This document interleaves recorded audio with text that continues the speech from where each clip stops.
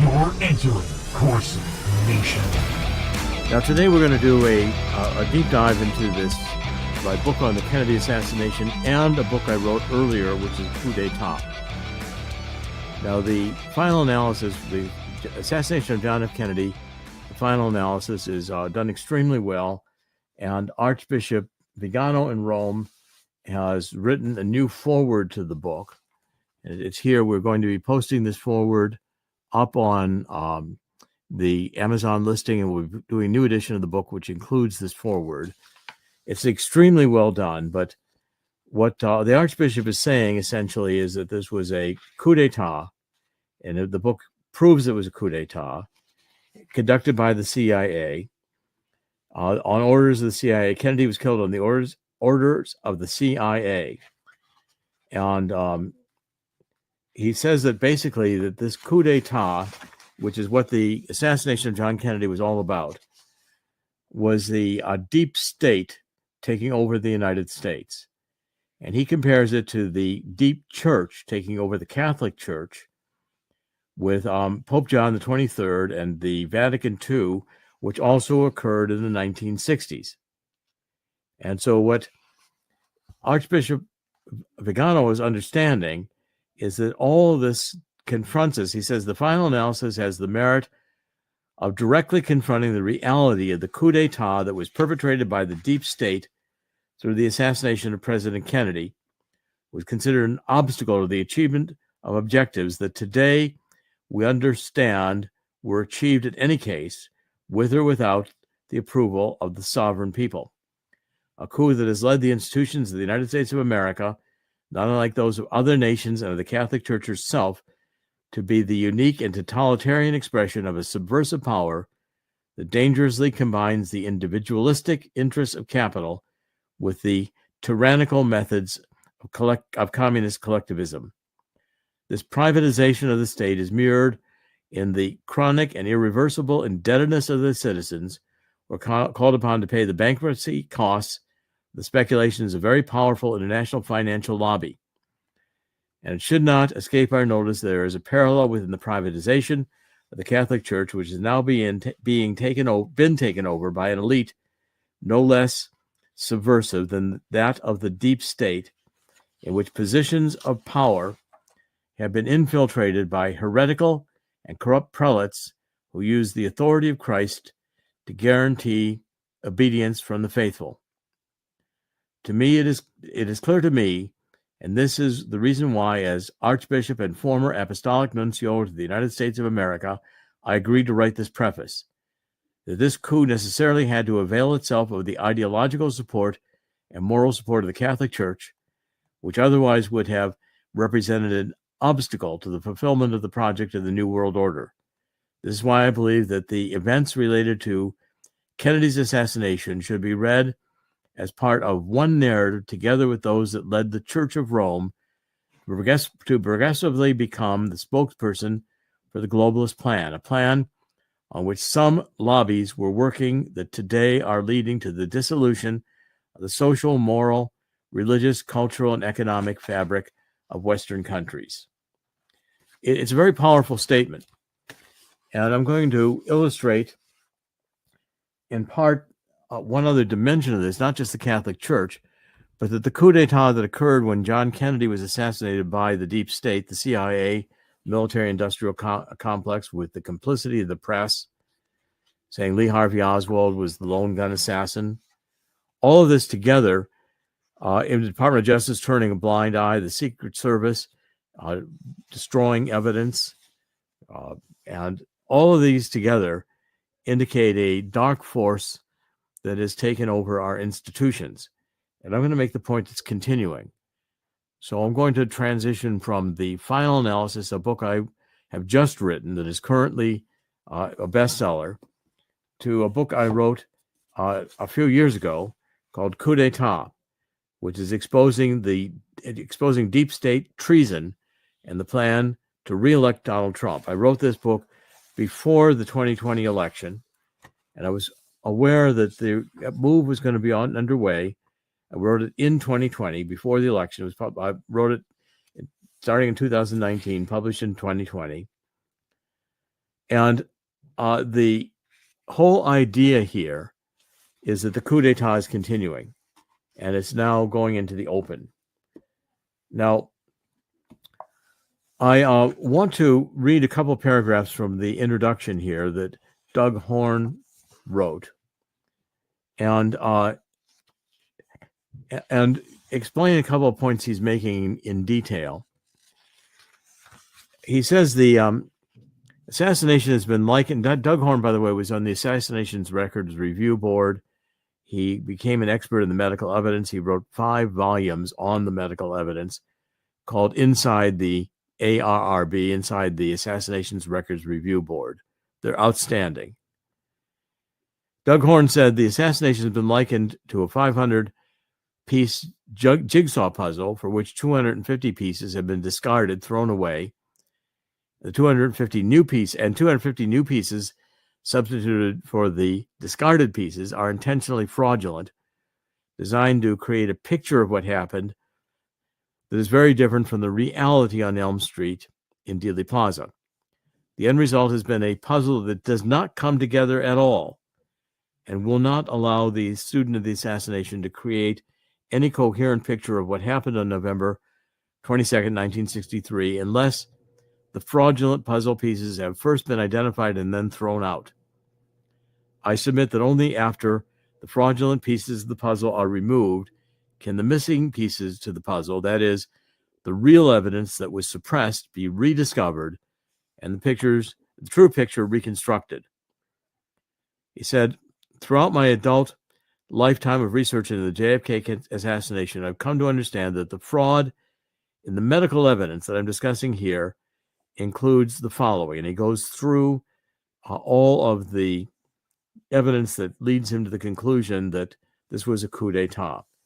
I'll read just a little bit of this. He says there were 4 sets of official conclusions about how JFK was killed, that is, about the wounds on his body, arrived at between November 22nd, 1963 and December 11th, 1963, and all were demonstrably incorrect. The fact that there are 4 official sets of conclusion within and about 2.5 weeks is the surest indicator that finding the truth was not an objective, rather determining what tale could be sold to the American people, consistent with the straitjacketed, very limited evidence acknowledged by the U.S. government, was all that mattered. The U.S. government has never acknowledged that in this case, but the evolving JFK autopsy conclusions can be factually demonstrated and have done so in Chapter 11 of Inside the Assassination Records Review Board and a publicly delivered PowerPoint presentation entitled The Evolving JFK Autopsy Report. Okay, so the what is being laid out here by Doug Horn in the book, prefacing what we wrote here, is that the government has created a false narrative that can sell to the American people. It's like living in a Jim Carrey Truman Show, where what you're watching is not reality, but it is a movie, and it's being directed by the CIA that's supplying the script. Now, I want to go over to Coup d'etat, because this is a book that I wrote after I was involved in the Mueller investigation, and the Mueller investigation thought I had a tie to Julian Assange, and that I had shared that tie with Roger Stone, who shared it with Donald Trump, permitting the Trump campaign to influence how Assange released the stolen documents from the Democratic National Convention. Okay, now the book is really, I think, even more important than when it was first written, because what it shows is that Donald Trump's removal from office was a coup d'etat again. They didn't shoot him, they didn't kill him, but they had staged this entire coup d'etat of the Mueller investigation, and I was the last witness. I was the last witness because they believed I had this tie to Assange. In August of 2016, I had taken a trip to Italy with my then wife and family to celebrate our 25th wedding anniversary. By the way, she recently divorced me after 32 years of marriage, he couldn't take the politics and the strain of the politics any longer. At least I believe I would have had to have retired had we remained married, and I was faithful to her. I believe God just took her out of my life, and I got back to work. That's why I wrote this book on the Kennedy assassination, which I probably never would have written had I been married to her again, or still. I'm not, in the process of being not. So in the 2009 bestseller, Silent No More, I wrote how I became a political prisoner of this Mueller witch hunt. And I spent the time with the prosecutors in Washington, up to 40 hours in a room that was unmarked. The FBI would pick you up in an unmarked vehicle in the beginning of the day at our hotel, me and my attorney. They would drive us to an unmarked building, which is an FBI building in Washington, D.C. We would begin to be interviewed. The interview would go on probably all day long in a room with no windows. The FBI, when they didn't like what you were saying, would all get up and everybody leave the room, and my attorney would go talk to them. It was me against 4 prosecutors and 7 or 8 FBI, all sitting there across the table from us in a grilling. I did not have a source with Assange. And the information that I derived, I was almost precisely correct that Mueller would, that the Assange had Podesta's emails. That was the second batch he was going to drop. That was right. They were Podesta's emails, and I could predict what was in them. I could say that the emails contained that Hillary was suffering neurological problems, which made her subject to blackouts, and she was really having severe difficulty functioning, that she was a lousy candidate, it was not charismatic, and that together with the Perkins Coie firm and the campaign attorneys were mishandling campaign funds and violating campaign finance laws. All of this came out in the emails, plus much additional. The FBI was convinced I could not have known this unless I had a source. They finally said they were going to say I was lying to them. If I had a source, I wouldn't reveal it. I had to either take a plea deal and go for a little while to prison saying I had lied, or they put me in front of a jury in Washington, D.C. that would convict me of whatever they charged me with, and I would spend the rest of my life in prison. I told the Mueller investigation that they'd have to prepare to put me in prison because I could not stand before a judge and God and swear to a lie to keep myself out of prison. So after I refused to take the plea deal, on March 22nd, 2019, Attorney General William Barr notified the Congress that Special Counsel Robert Mueller had submitted the final report of his investigation.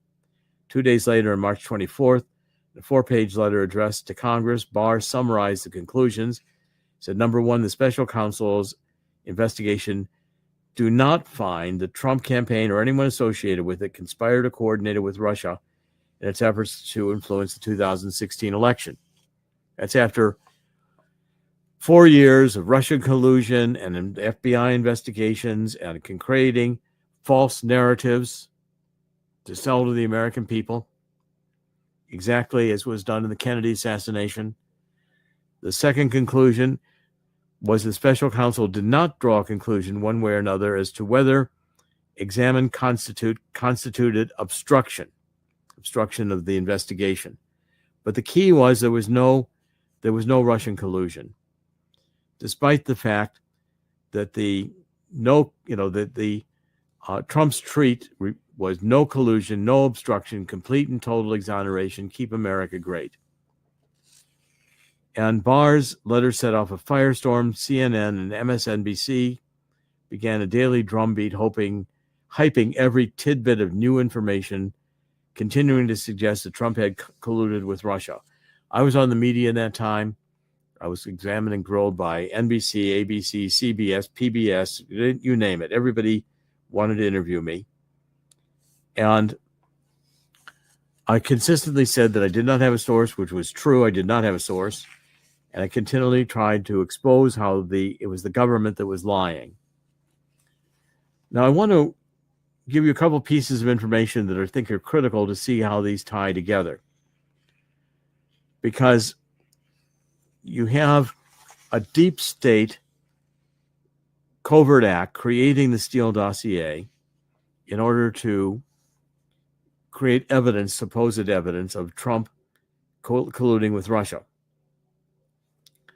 Now, this dossier itself has been completely discredited. And if I point to a couple of points on this, one is number one, on page 29, I point out Christopher Steele, who is the author of the report, had covert ties to the U.S. agencies. So on page 29, I'm saying, to understand the role that Christopher Steele played in the attempted coup d'etat, it is important to note a few key points about his background. Steele, a 26-year-old married man, landed in Moscow in 1990 to work as an M16 British intelligence spy operating under this thin diplomatic cover. Russian intelligence KGB unit evidently was on to Steele as a British spy from the beginning. Despite this, Steele had remarkable longevity in Moscow. He managed to stay in Moscow throughout the days of General Secretary Mikhail Gorbachev's attempted perestroika and glasnost reforms, coming to terms with the West. The Soviet coup d'etat against Gorbachev failed in August 1991, and he was there through the fall of the Berlin Wall in November 1991, and through the beginning of Boris Yeltsin's first term as president of the newly founded Russian Federation. So back in London in 1993, Steele advanced within M16 to the point where he held a position on M16's Russian desk. Okay, so Steele is a operative. He's a spy. And he eventually becomes very involved with U.S. connections. Hillary Clinton, so basically, after suffering a personal tragedy of his first wife's death in 2019 from cirrhosis of the liver, Steele, then 43 years old, left M16 to establish Orbis Business Intelligence Ltd. in London. So around this time, another guy named Simpson was leaving a Wall Street firm, and as Steele was leaving M16, the two met in London, and they formed Fusion GPS and Orbis. Simpson and Steele knew and shared some of the people with expertise in Russia, and they got tied in with U.S. intelligence. And Hillary Clinton essentially hired this former spy, Steele, to use his contacts in Russia to conduct opposition research on Donald Trump, her political opponent in 2016. So she hired this Fusion GPS and Orbis.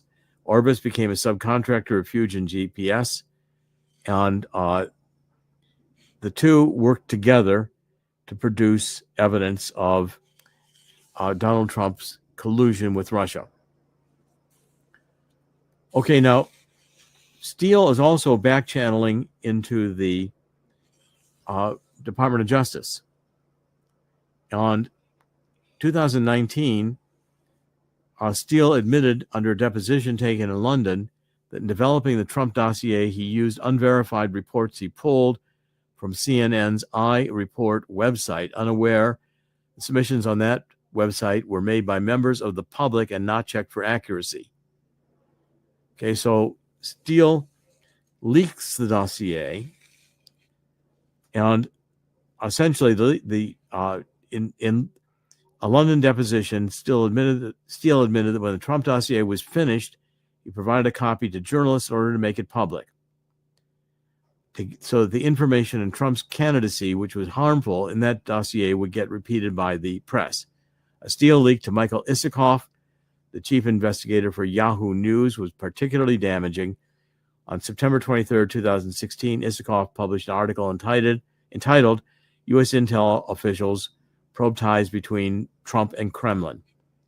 Isikoff's article reported that U.S. intelligence officials were seeking to determine if Carter Page, an American businessman identified by Trump as one of his foreign policy advisors, had opened up private communications with senior Russian officials about the possibility of lifting economic sanctions if the Republican nominee became president. Okay, so now what you've got is a former spy with ties to M16 forming his own private intelligence agency, hired by the Clintons to develop information that's hostile or detrimental to Donald Trump. He does so. He uses unverified sources, which he admits, and he leaks the document to Michael Isikoff, who is an extreme leftist. Michael Isikoff interviewed me a couple times. And Steele also leaked the dossier to John McCain, Senator John McCain, who was happy to seize upon it. And McCain had his staff pour over this dossier. And now he's got the dossier in the hands not only of the press, but in the hands of McCain, who is not a Trump supporter. And the dossier has no basis in verified facts. It has things about the famous, peeing incident where Trump was supposedly hired prostitutes and they in Moscow, and they did a pee ceremony on him naked, etc., etc. Okay, now, fundamental to understanding how the FBI dealt with this case is to understand that the FBI had counterintelligence powers. Now, the FBI was CIA is supposed to not operate in domestic politics, and the FBI is not supposed to operate in international spying activities. But because various laws criminalized the activities of, commit crimes, U.S. crimes in espionage activities, the FBI developed counterintelligence division as opposed to the criminal division. And the CIA, under the FISA law, was able to get FISA court approval to do NSA spying on Americans who they believed were involved in international espionage. So both powers now are crossing over into the other's field, which means that internationally, the CIA are working with the FBI against American citizens. These are enormous powers. And if the law enforcement is politically corrupted, then it's going to be used to politicize justice. And that's what happened in this case. And how it became a coup d'etat was the CIA at the highest levels, together with the FBI at the highest levels, decided that they were going to make sure that Trump did not become president in 2016. That failed. Then they wanted to make sure that they could oust Trump. They were seeking to impeach Trump if they could find the key in Russian collusion.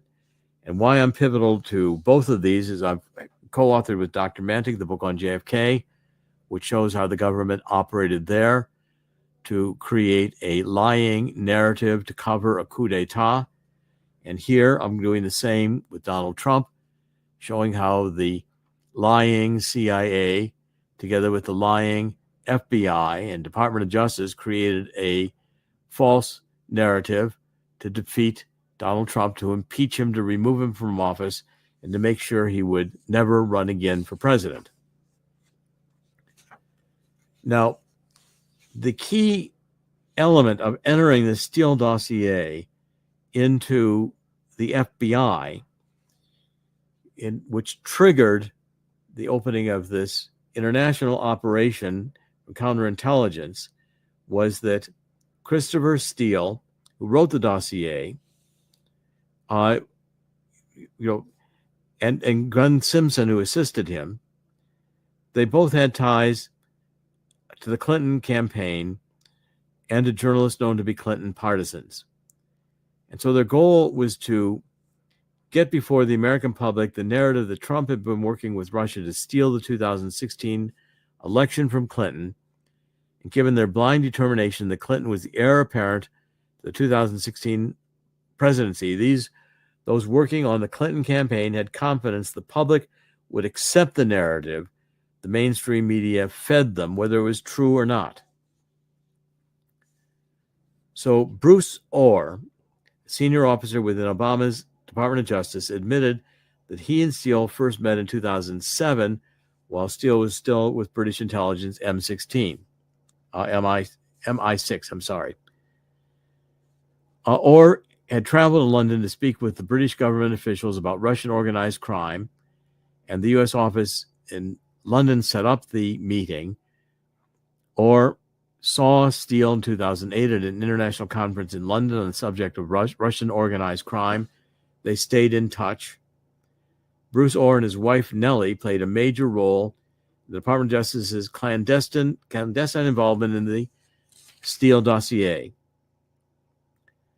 So until Orr's multiple secret meetings with Steele in 2016 became public knowledge in 2017, Orr did his best to remain silent about the role he played in promoting the Steele Dossier to the FBI and the Department of Justice. But we now know that Orr parlayed his experience within the Department of Justice to get this document before the top management of the Department of Justice. You have also Victoria Nuland involved in this. Victoria Nuland is the State Department official who's been determined to push NATO to the edge of Russia, getting Finland, Sweden, and Ukraine to join into NATO. She's been particularly active in Ukraine. Okay, see, the Victoria Nuland was the Assistant Secretary of State in 2016 for Eurasian Affairs. She became a Clinton loyalist. She served as the principal foreign policy advisor to President Dick Cheney. And again, she was an operative for the State Department. The State Department has been advancing goals that are the State Department's goals, not necessarily the goals of the president. Nuland's married to Robert Kagan, a foreign policy expert who is a senior fellow at the Brookings Institute and member of the Council on Foreign Relations. So they're globalists. Okay, Kagan disassociated himself from the GOP and became a Clinton supporter in 2016. In reaction to the political rise of Donald Trump, we characterize as a Frankensteinian monster and compared to Napoleon for his embrace of nationalism. Kagan supported Hillary Clinton for president in 2016. He celebrated his change of allegiance in an opinion piece he wrote in the Washington Post in which he characterized Donald Trump as a fascist. Okay, so what happens is Steele cozies up to Orr. Orr's wife happens to be an expert on Russia. They plant this dossier with Orr, and Orr brings it in to the top echelon of the Department of Justice, and they say, here's evidence that, in fact, we've got Donald Trump colluding with Russia. And here's, in fact, how Donald Trump was co-opted by Russia, and he's now doing Russia's bidding.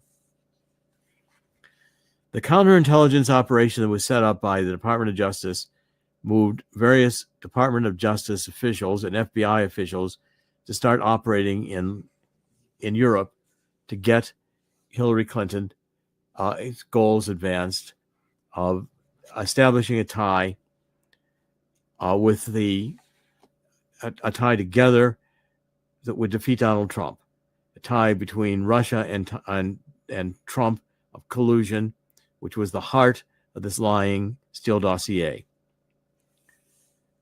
Okay, now I want to cover one or two more points on this, and then I want to kind of come to the conclusion here.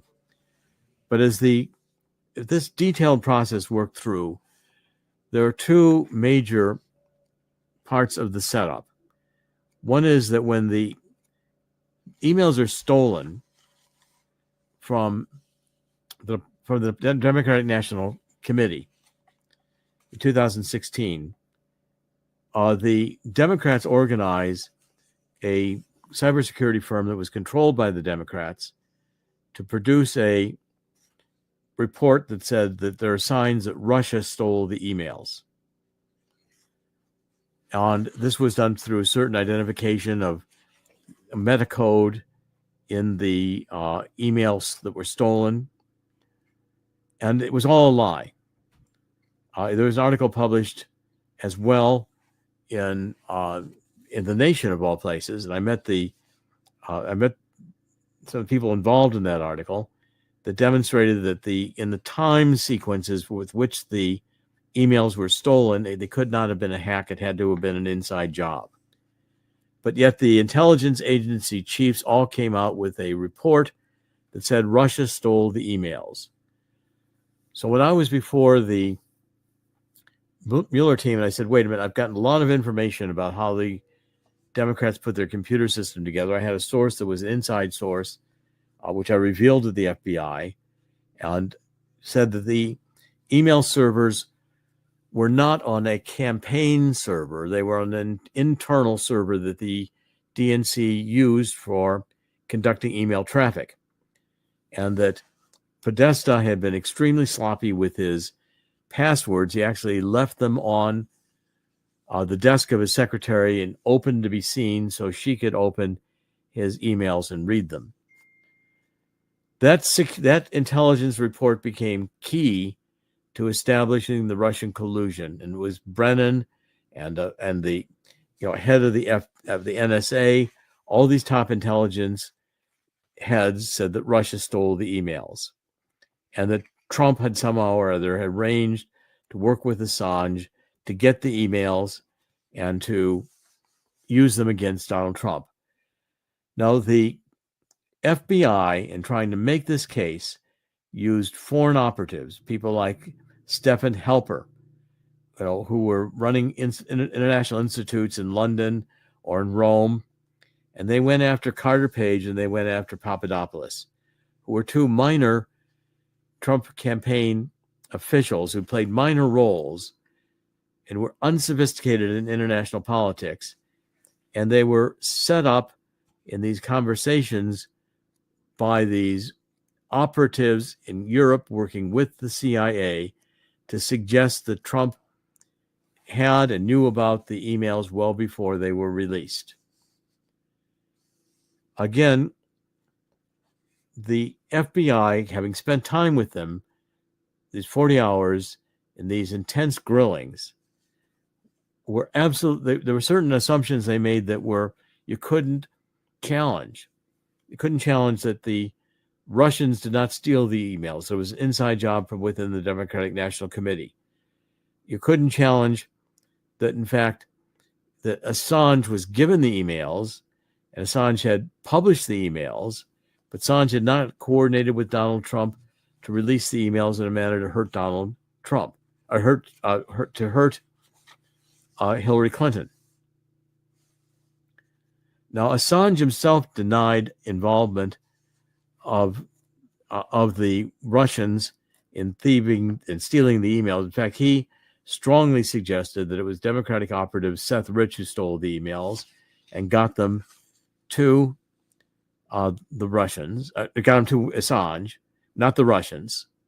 So on a Dutch television, August 9th, 2016, Assange was asked, the stuff that you're sitting on is an October surprise in there? And Assange said, WikiLeaks never sits on material. Okay, he said essentially that whistleblowers go to significant efforts to get us material and often take very significant risks. There's a 27-year-old who works for the DNC that was shot in the back and murdered just a few weeks ago and for unknown reasons as he was walking down the streets in Washington. Okay, so the interviewer said, was the basis of Rich murder's robbery? And Assange said, there's no findings. And the interviewer said, what are you suggesting? He said, I'm suggesting that our sources take risks. They become concerned to see things occurring like that. So in other words, Assange was suggesting he got the emails from Seth Rich. Now, to tie this all together, what it makes it clear is that the FBI and the CIA are no longer respecting their original charters. They're free to go anywhere in the world they want, or the CIA is free to spy on Americans. Certainly, they collect all the data. So we don't look at the data unless it's relevant to one of our FISA warrants. Well, why are they collecting the data in the first place? Why do they have the data of every keystroke taken in the United States, every telephone call made in the United States? Massive data banks. And Snowden has warned us of this. Why is this data being collected? And secondly, this creation of narratives, this creation of false realities and lying. The crowdsource was a legitimate cybersecurity firm, not with ties to the Democrats. Well, it had ties to the Democrats. Okay, that the Russians hacked the emails. Well, there's no definitive proof Russia hacked the emails. In fact, it was very strongly suggested that it was Seth Rich. But this story was sold to the American people, and even today in Congress, there are congressmen who will make speeches suggesting that Trump is in collusion with the Russians. Now, what is shocking about this book, and I tie the coup d'etat to a small group around Obama, Valerie Jarrett and others, who were influencing Obama and carrying out his acts, and the entire, I believe, Russian collusion investigation, which was concocted by Hillary Clinton to cover up her private email server that she had while she was Secretary of State, and was actually conducting Clinton Foundation business through her private email server to get people to contribute to the Clinton Foundation because she was Secretary of State in order to buy policy favors. This corruption is massive. And if Obama is still in Washington, and we've got Joe Biden as president, who is, according to the special prosecutor, so mentally suffering from mental dementia that he can't be indicted for misusing classified documents, the deep state has exactly what they want. A president who's a complete figurehead, in fact, whose mental dementia may not even permit him to know day to day what he's doing, will read any document put in front of him. And if we have a government that is not being run by we the people, but is being run by deep state operatives who are hostile to America, and I've argued this about Obama in my book, The Obama Nation, in 2008, that Obama was raised in Islam, that Obama believes the United States is a racist country, and this fundamental transformation of America was to make us into a neo-Marxist state and advance this woke agenda, which Obama started by picking up on any incident in which a police were interacting with a black male, and it was to the black male's detriment, perhaps got killed. And then the Department of Justice with Eric Holder would rush in and demonize the police. Again, a careful, planned attack on the United States by not only a deep state, but a counter state. And I point out in my book on the truth about neo-Marxism, cultural Maoism, and anarchy, that the left and Mao created a counter state in order to be in control of the bureaucracy and take actions that will defeat Donald Trump and get him out of the presidency and block his ability to do effective executive action of any kind. And so I think one of the strategies of the deep state, if Trump should happen to win in the 2024 election, will be, again, to block him. Right now, they're passing a huge number of regulations to get them on the books before Donald Trump takes office, should he happen to take office. And they intend to resist him through the bureaucratic agencies of the deep state with enormous powers in the CIA and the FBI to create narratives that are lying narratives, to have them propagated by the mainstream media press, to have people believe them unconsciously through psychological operations, and to manipulate us into the loss of our freedoms. It's an agenda that's advancing. I'm hopeful today because I think people can see, especially now realizing the Kennedy assassination, there were multiple shooters. Kennedy, the x-rays are CSI forensic evidence. Kennedy was shot twice from the front. We now know the Russian collusion hoax was a lie. We can begin to ask additional questions. In 9/11, why did buildings that were not hit by the airplanes go down? Where were the weapons of mass destruction in the Iraq War in 1991 that Colin Powell promised we would find that Saddam Hussein had? He didn't appear to have them. Lies, lies, lies. Now, we're going to be faced with a great test here in the next few years as to whether or not we can retain our freedoms. And probably the way to bet is not, that we'll probably lose them.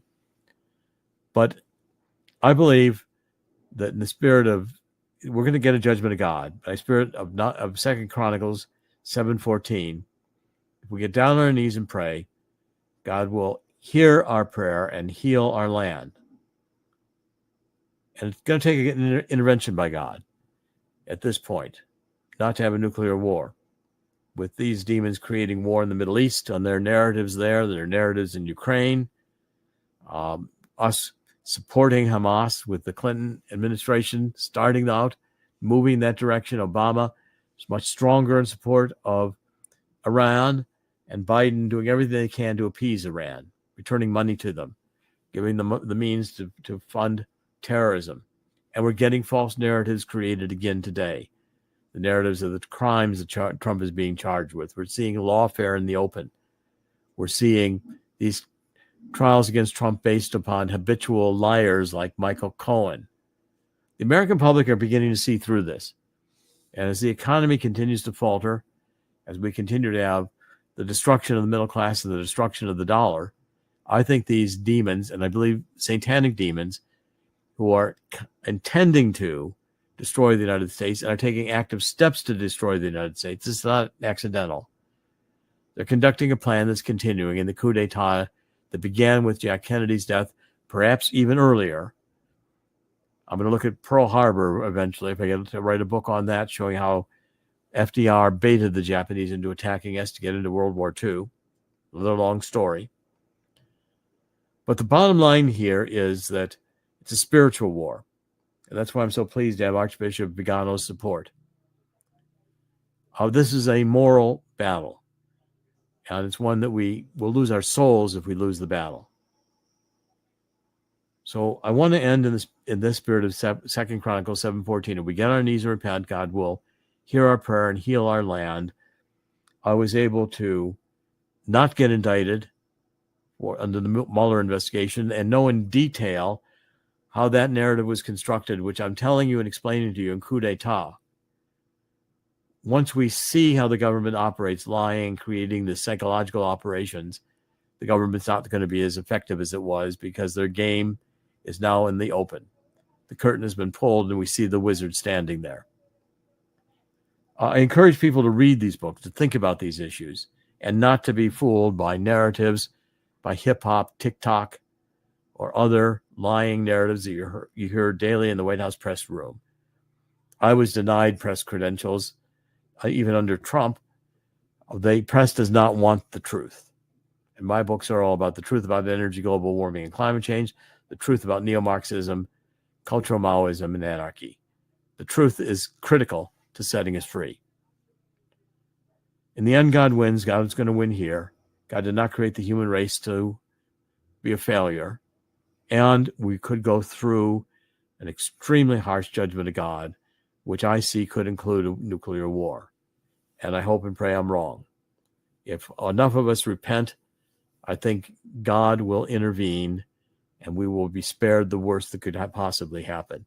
I don't think this is the extinction of the human race, although I think the demons who are behind this woke agenda, who are behind the creation of this World Economic Forum with the oligarchs and their bankers and their masters of multinational corporations coveting all the world's resources for themselves and their machines, I don't believe that dark reality will be fully created before it collapses under its own inconsistencies, its own lack of belief in God, and its own intention to depopulate the world. This is Dr. Jerome Corsi. Thank you for joining us. We will be back tomorrow with another podcast. God bless.